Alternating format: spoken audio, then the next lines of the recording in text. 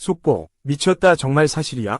축협 내부자의 충격포로 파장, 대한축구협회 내부자의 충격폭로 사실, 알려지자 현지 난리난 상황 듣기끝.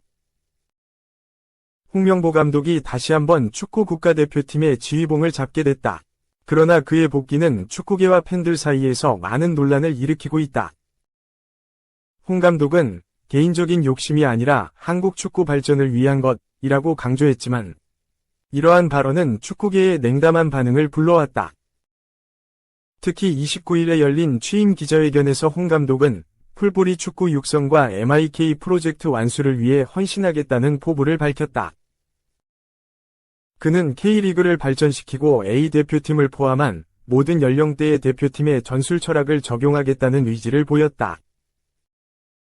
홍 감독은 지난 7월 5일 이임생 기술총괄이사와의 만남을 통해 긴 대화를 나누었으며 이 자리에서 자신의 축구 철학과 대표팀 운영 방안에 대해 논의했다고 전했다. 그는 이 이사의 의견을 듣고 심사숙고 끝에 이를 수락하게 되었다고 밝혔다. 홍 감독은 한국 축구가 중요한 전환점에 서 있다고 강조했다. 그는 4년 주기로 열리는 국제축구연맹, FIFA, 월드컵과 아시아축구연맹, AFC, 아시안컵의 성과도 중요하지만 한국 축구가 국가대표팀을 중심으로 장기적으로 발전하고 성장해야 할 시점이라고 말했다. 이를 위해 KFA가 발표한 MIK 프로젝트를 통해 장기적인 발전 체계를 수립할 계획이라고 덧붙였다. 그는 대표팀의 성과와 장기적 발전 체계의 확립이라는 두 가지 목표를 동시에 달성해야 한다고 강조했다. 따끔한 비판과 지적을 겸허히 받아들이겠다 라며 한국 축구가 진전할 수 있도록 최선을 다하겠다는 의지를 밝혔다. 이러한 발언은 자신의 기존 입장을 철회하고 대표팀 감독을 수락한 배경에 KFA의 장기 프로젝트인 MIK가 있었음을 암시한다. 그러나 그의 의도가 진정한 발전을 위한 것인지에 대한 의문도 제기되고 있다. 기자가 홍 감독의 과거 K리그 감독직 중도 사임에 대해 질문하자 그는 앞으로 평생 안고 가야 한다고 엉뚱한 답변을 했다. 이는 그가 대표팀 감독직을 맡으면서 2014년 브라질 월드컵 실패에 대한 개인의 명예를 회복하려는 의도가 있다는 비판을 낳고 있다. 전술적인 측면에서도 홍 감독의 계획에 대한 의문이 제기된다. 그는 볼 점유율을 높이는 축구를 지향한다고 했지만 전임 감독 파울로 벤투의 유산을 어떻게 계승하고 발전시킬 것인지에 대한 구체적인 설명이 부족했다. 홍 감독이 언급한 볼 소유와 공수 연결에 대한 원칙은 현대 축구에서 흔히 볼 수 있는 내용일 뿐 독창적인 접근으로 보기는 어렵다. 또한 홍 감독은 전술보다는 대표팀 운영 방안에 많은 시간을 할애했다. 그는 선수들의 헌신과 스태프에 대한 존중을 강조하며 기강을 잡겠다는 의지를 보였다. 특히 카타르 월드컵 당시 발생한 2701호 사건과 아시안컵 기간의 선수단 갈등을 언급하며 자신이 적임자라는 점을 부각하려 했다. 2022년 카타르 월드컵 당시 한국 축구 대표팀에 소속되지 않은 외부인의 무단 합류로 논란이 일었던 일명 2701호 사건이 있었다. 주장 손흥민이 개인 트레이너 안덕수 씨를 의무팀에 합류시킨 것으로 일부 선수들이 안 씨로부터 회복 치료를 받았던 것으로 알려졌다. 이 치료를 받던 호텔방이 바로 2701호였다. 공식 구성원이 아닌 외부인이 선수단 내부 업무에 개입한다는 점에서 이례적인 일이었다. 더욱이 이 과정에서 의무팀장마저 배제되는 일도 있었다. 이는 안 씨 편을 든 일부 선수들의 요구에 의한 것으로 전해진다. 결과적으로 16강 진출이라는 성과를 거둘 수 있었지만 이를 위해 불화의 씨앗을 뿌리게 된 셈이다. 안 씨의 합류에 문제가 있다고 생각한 선수들도 있었던 것으로 알려졌다. 대표팀 내부에서 김민재 선수가 손흥민 소셜미디어 계정과의 교류를 끊고 대표팀에서 물러나겠다는 취지의 발언을 한 것도 이와 관련이 있었던 것으로 전해진다. 그러나 이러한 과정에서도 공정성 논란이 해소되지 않은 상황에서 주축 선수들이 홍 감독을 얼마나 믿고 따를지는 불확실하다. 축구 커뮤니티에서는 홍 감독의 면접 통과 경위와 관련해 비판의 목소리가 높아지고 있다.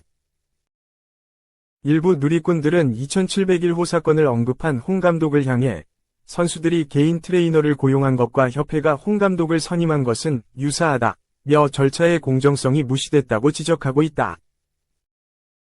결국 홍명보 감독의 복귀는 한국 축구의 미래를 어떻게 이끌어갈지에 대한 많은 질문을 남기고 있다.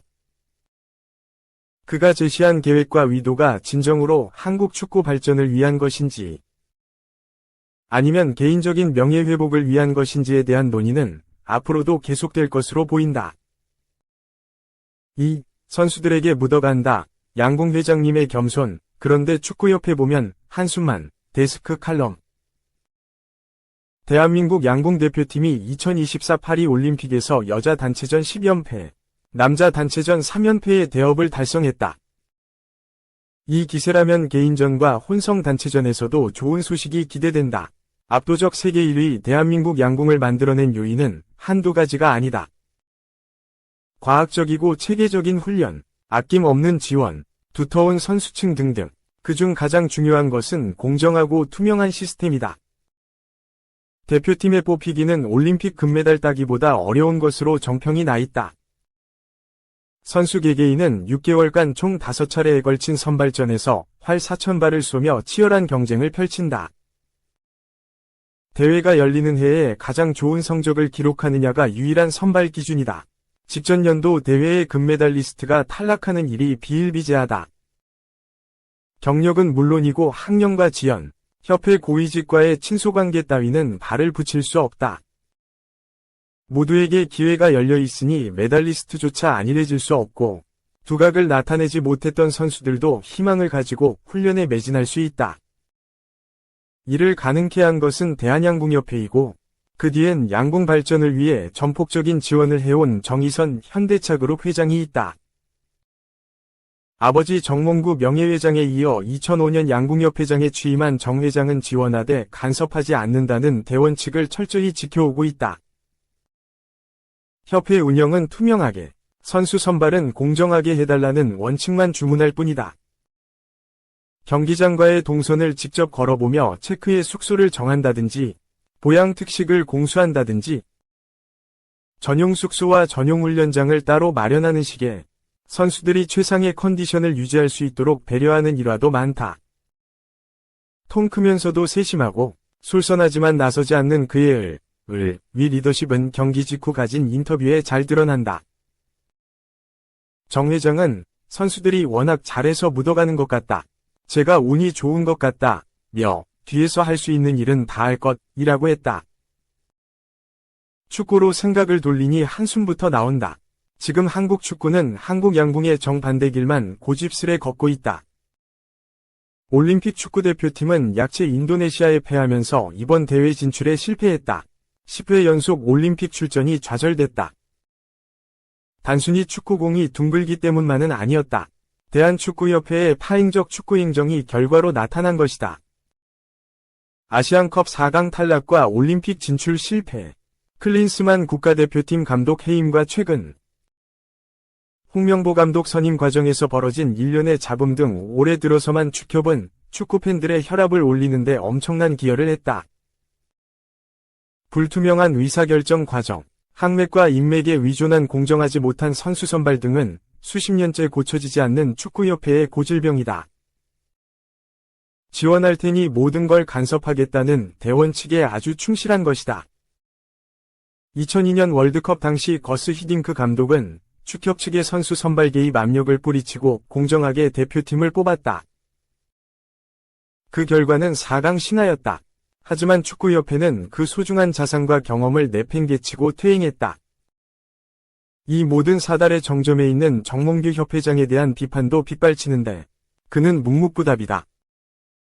대신 그가 내놓은 답은 자신의 축구 인생 30년을 담은 회고록이다. 내용은 둘째치고라도 그 절묘한 타이밍에 팬들이 아연실색할 수밖에 없다.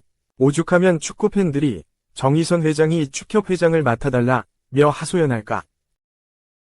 한 체육계 관계자는 자임하며 지원을 아끼지 않는 조직과 스스로 이 돼서 끼리끼리 나눠 먹으려는 조직. 이 점이 양궁협회와 축구협회의 가장 극명한 차이라며 성적이 모든 걸 증명한다고 말했다. 두 협회 운영과 회장 리더십의 대비는 한국 사회에도 던져주는 시사점이 많다. 우리가 지향해야 할 쪽이 어디인진 굳이 말할 필요도 없다. 3. 오피셜, 인천 유나이티드. 제12대 사령탑으로 최영근 감독 선임, 팬들이 원하는 축구할 것. 인천 구단은 새로운 감독 선임에 있어 여느 때보다 신중하고 면밀한 검토를 이어왔다. 우선 유연한 사고와 냉철한 분석을 통해 다양한 전술을 구사하며 안정감보다 패기와 도전을 중시하는 후보군을 물색했다. 또한 시즌 중반 선임이기 때문에 현재 K리그 트렌드와 인천 선수의 장단점을 잘 파악하고 있는 인물을 고려했다. 그 결과 인천 수석 코치이자 핵심 전술가로서 선수단에게 두터운 신임을 얻었고 2022 시즌 구단 창단 이래 최초 아시아 무대를 이끌었으며 최근 한국 프로축구연맹 TSG 기술연구그룹 위원 경험을 쌓아 K리그 및 타팀 전술 분석에 능한 최 감독을 새로운 사령탑으로 낙점하게 됐다. 포항제철고와 한양대를 졸업한 최 감독은 할렐루야 축구단, 부산 대우 로얄즈, 현 부산 아이파크에서 프로선수 생활을 했고 2001년 고양고 감독으로 지도자 길에 접어들었다. 이후 여주대 감독을 거쳐 2016년 창원시청 축구단, 이하 창원FC 코치를 역임했다. 이듬해 박항서 감독이 베트남 국가대표팀 지휘봉을 잡게 되면서 감독 대행을 맡아 팀을 전국체육대회 우승으로 이끄는 등 지도자로서 두각을 보였다. 2019년 제주 유나이티드 코치로 부임해 프로무대 경험을 쌓은 최 감독은 2020년 조성환 감독과 함께 인천으로 적을 옮겼다. 수석 코치로서 팀의 K리그 1생존을 견인했고 2년 차에는 조기 잔류 확정에 힘을 보탰으며 2022 시즌 아시아 축구연맹 AFC 챔피언스리그 진출이라는 성과를 이뤘다. 이로써 인천은 2022 시즌을 끝으로 수석 코치 자리를 떠난 최 감독과 2년 만에 재회하게 됐다. 최 감독은 좋은 기억이 있는 인천에서 새로운 도전을 하게 됐다며 열정적인 인천 팬분들이 원하는 축구를 할 수 있도록 기존의 코칭 스태프층과 함께 최선을 다할 것이라고 소감을 밝혔다. 최 감독은 오는 10일 토 제주 유나이티드와 하나은행 K리그 1 2024의 26라운드 원정 경기에서 사령탑 데뷔전을 치를 예정이다.